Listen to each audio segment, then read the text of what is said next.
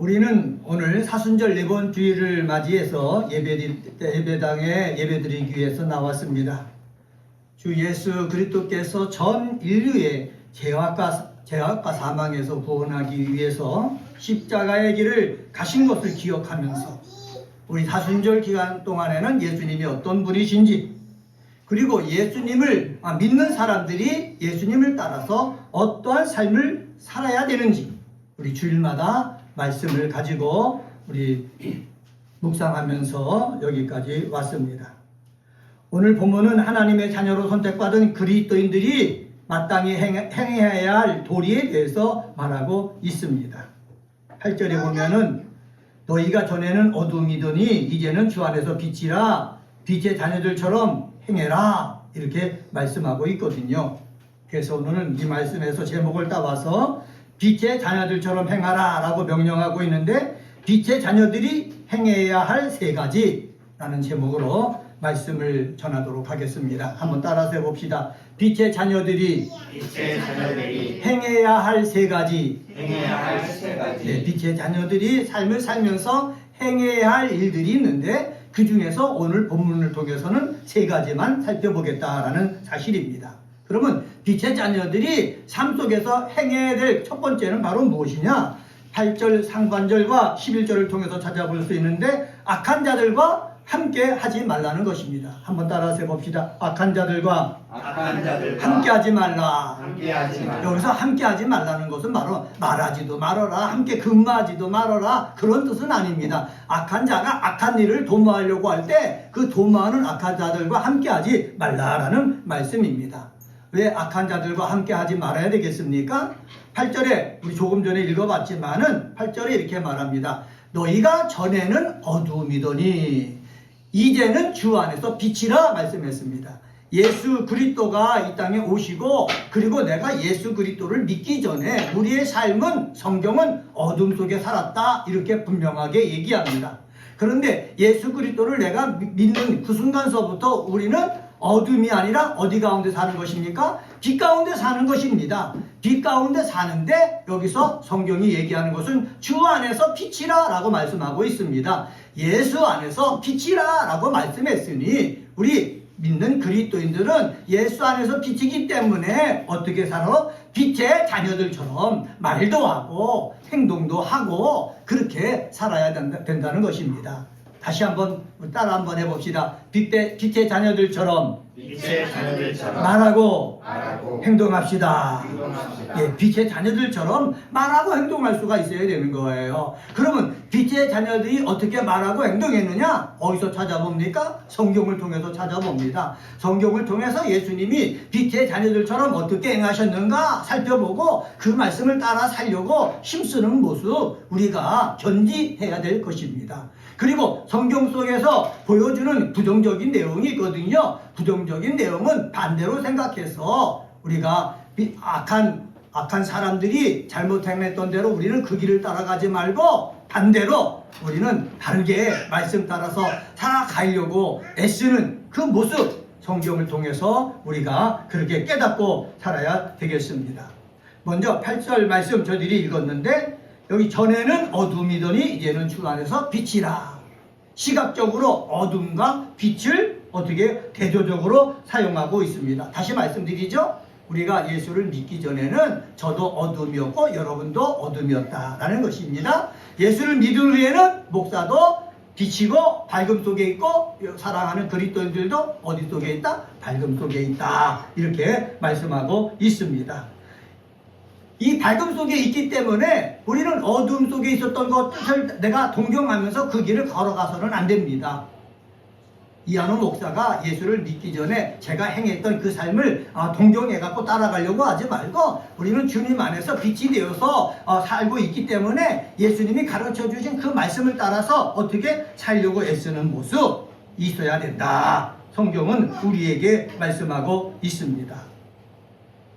베드로전서 2장 9절에 보면은 베드로가 이렇게 얘기했습니다. 너희는 택하신 족속이요 왕같은 제사장들이요 거룩한 나라요 그의 소유된 백성이니 이는 너희를 어두운 데서 불러내어 그의 기이한 빛에 들어가게 하시니에 아름다운 덕을 선전하게 하려 함이라.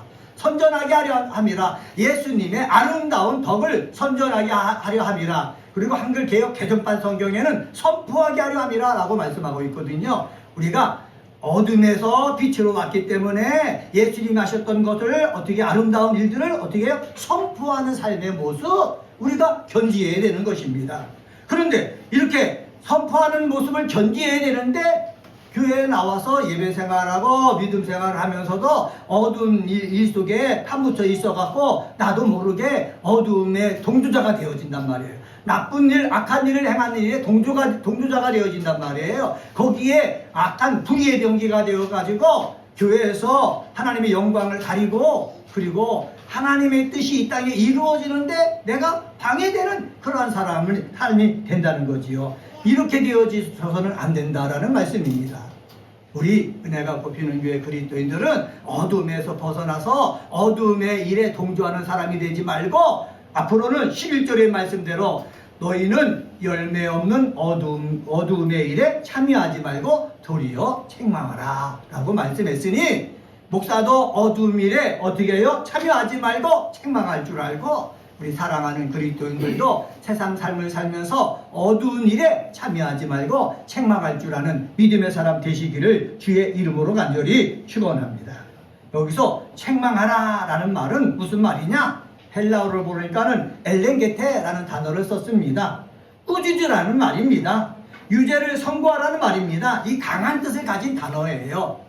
악한 일에 함께하지 않기 위해서 하나님은 바울을 통해서 강한 단어를 통해서 사용해서 우리에게 말씀하고 있으니 우리 속에 악한 원수마귀가 역사해가지고 자꾸 죄를 짓게 만들어도 우리는 악한 자들과 함께 하지 말고 우리가 바르게 빛의 자녀들처럼 행하는 그리스도인이 되어야 될 줄 믿습니다.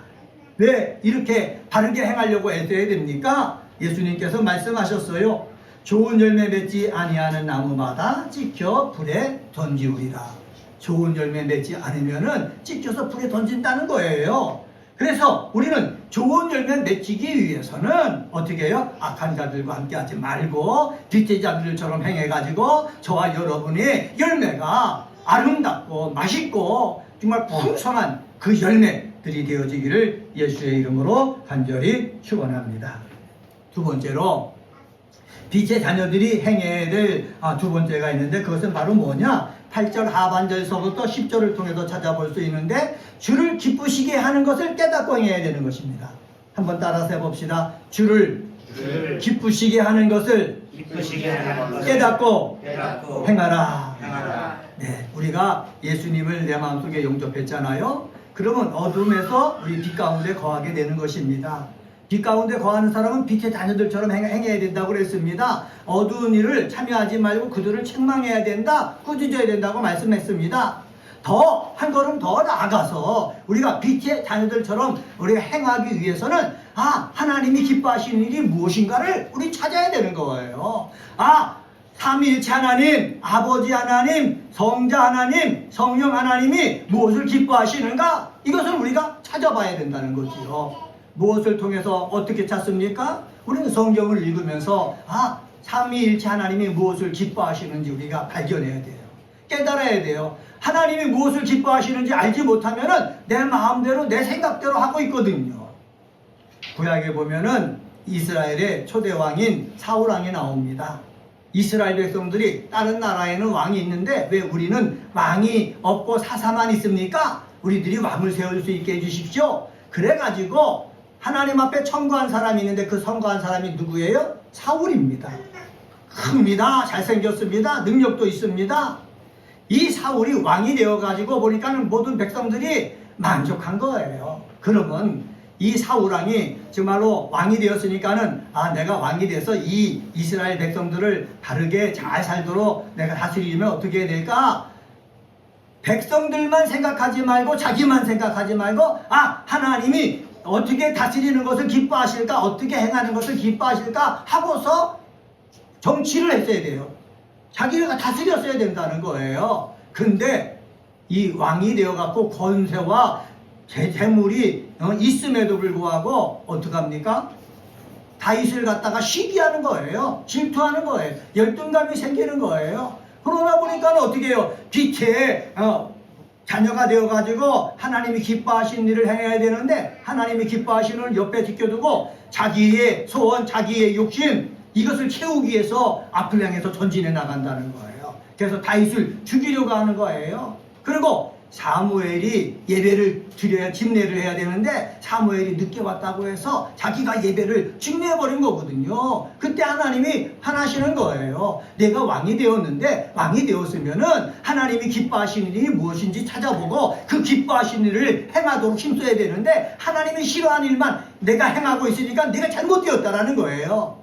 하나님이 싫어하신다는 것을 내가 행했다는 것을 알았으면은 사울왕은 그때 회개했어야 되는 거예요. 하나님, 내가 잘못했습니다. 나도 모르게 나는 이것이 하나님이 기뻐하시는 줄 알고 행했는데 하나님이 싫어하셨군요. 회개합니다. 다음부터는 하나님이 싫어하는 일을 하지 않고 하나님이 기뻐하시는 일을 하겠습니다. 그랬으면은 아마 하나님께서 사울왕의 그 왕으로서의 정치 생명을 더 길게 해 주셨을지도 모른다는 사실입니다.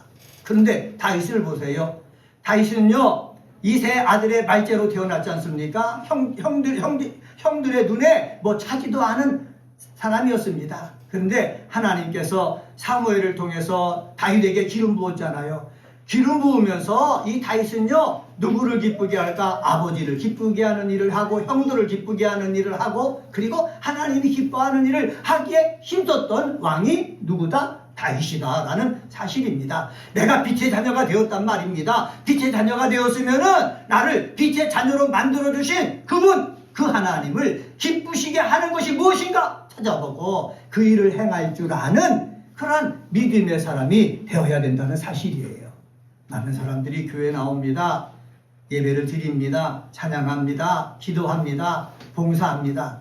하면서 하나님이 정말 기쁘시는 일이 무엇일까? 우리가 찾아야 되는 거예요. 안 찾으면은 누구 생각대로 와서 봉사합니까? 내 생각대로 하는 거예요. 내 열심대로 하는 거예요. 하나님의 열심을 가지고 하나님의 뜻대로 봉사를 해야 하나님이 기뻐 받으시고 영광이 되어지는데 내 생각대로 마음대로 하다 보니까는 분란이 일어나는 거예요. 싸움이 일어나는 거예요. 마귀가 와서 이 사람을 저 사람을 그래서 분위기를 엉망으로 만들어버리는 거예요. 우리 은혜가 꽃피는 교회 우리 그리스도인들은 우리 예배 시간에 나와서 말씀을 듣고 말씀을 읽고 기도하고 찬양하면서 매일마다 하나님이 기뻐하시는 일이 무엇일까? 라고 생각하고 기뻐하시는 말도 하고 기뻐하시는 행동도 하는 믿음의 사람 되시기를 주의 이름으로 간절히 축원합니다.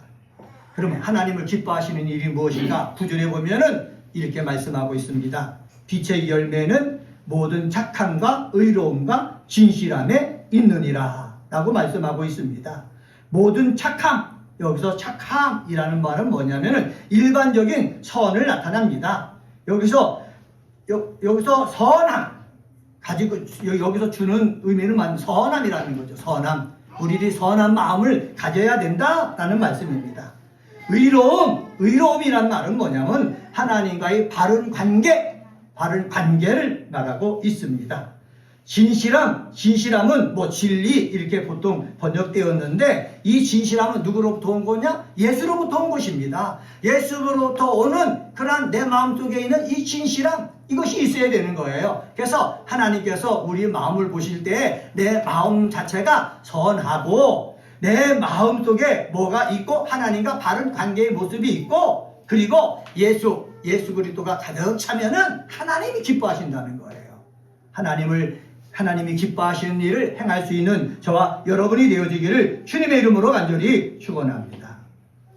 요한복음 1장 14절에 보면은 사도 요한이 이렇게 기록했습니다. 말씀이 육신이 되어 우리 가운데 거하시니 우리가 그의 영광을 보니 은혜와 진리가 충만하더라 라고 말씀했습니다. 은혜와 진리가 충만하더라. 예수에게 뭐가 충만하더라? 은혜와 진리가 충만하더라고 말씀했습니다. 그래서 우리 진실함은 예수님을 내 마음속에 모시고 예수님 중심으로 행하려고 할 때에 은혜와 진리가 충만하고 독생자의 영광이 있기 때문에 누가 기뻐하신다? 하나님이 기뻐하신다 라는 것들 우리가 꼭 기억을 해야 되겠습니다.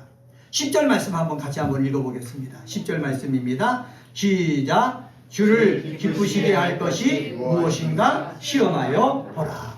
우리가 하나님을 기쁘시게 해야 된다는 말씀을 제가 전해드렸습니다. 근데 하나님이 기뻐하실 것이 무엇인지 성경은 뭐 해보라고 그랬다고요? 시험하여 보라 라고 했다고 그랬습니다.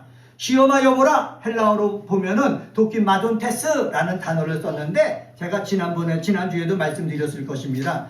금속에 불을 붙여 그것이 진짜인지 가짜인지 알아보든지 아니면 그 속에서 순을 만들기 위해서 재련하는 거, 이것을 갖다가 시험한다 라고 쓰여져 있습니다. 이것은 바로 뭐냐면 분별하라 라는 의미입니다. 한번 따라서 해봅시다. 분별하라. 하나님을 기쁘시게 하는 것이 무엇인지 내가 분별할 수 있어야 된다는 사실입니다. 목사가 하나님을 어떻게 해야 기뻐하는 것인지를 분별할 때 하나님을 기뻐하시는 그러한 삶을 살 수가 있는 거예요. 근데 하나님이 기뻐하시는 것이 어떤지 모르면은 하나님 기뻐하시는 삶을 살 수가 없지 않습니까?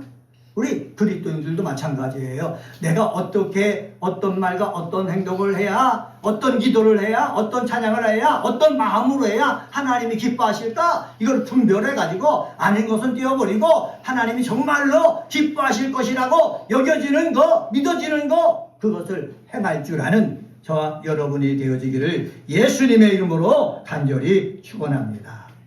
자녀된 자가 부모를 기쁘게 하기 위해서 애써야 되잖아요. 물론 있는 것 자체가 부모를 기쁘게 하는 것이에요. 그런데 부모가 어떻게 하면 더 기뻐할까? 이것을 생각하고 그것을 찾아서 행할 때 부모님은 더욱더 기뻐하시거든요.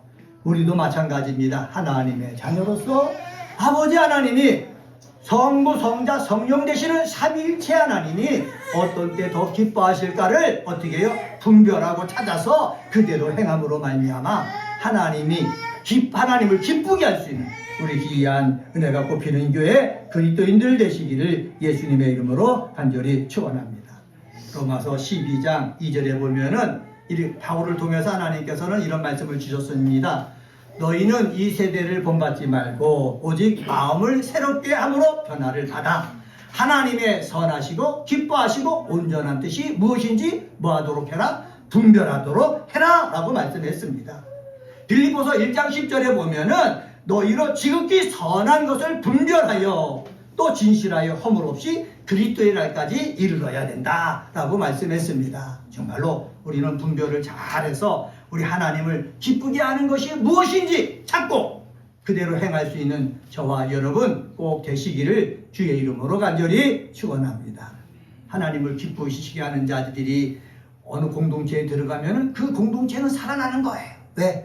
기뻐하는 자가 왔기 때문에, 그 모임을 기뻐하기 때문에 우리 모두 하나님을 기쁘게 하는 자가 돼서 내가 가정에 들어가면 가정에 하나님의 관심이 집중되고, 내가 교회에 오면은 교회에 하나님의 관심이 집중되고, 근데 집중될 때 하나님께서 어떤 것 더 해줄까 이렇게 주시려고 집중하시는 그러한 주인공들 다 되시기를 예수의 이름으로 간절히 축원합니다.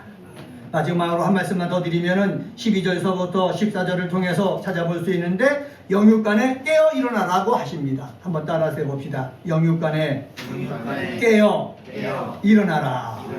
영육간에 깨어 일어나라 라고 말씀하고 있습니다. 14절 말씀 한번 함께 읽어보겠습니다. 14절입니다.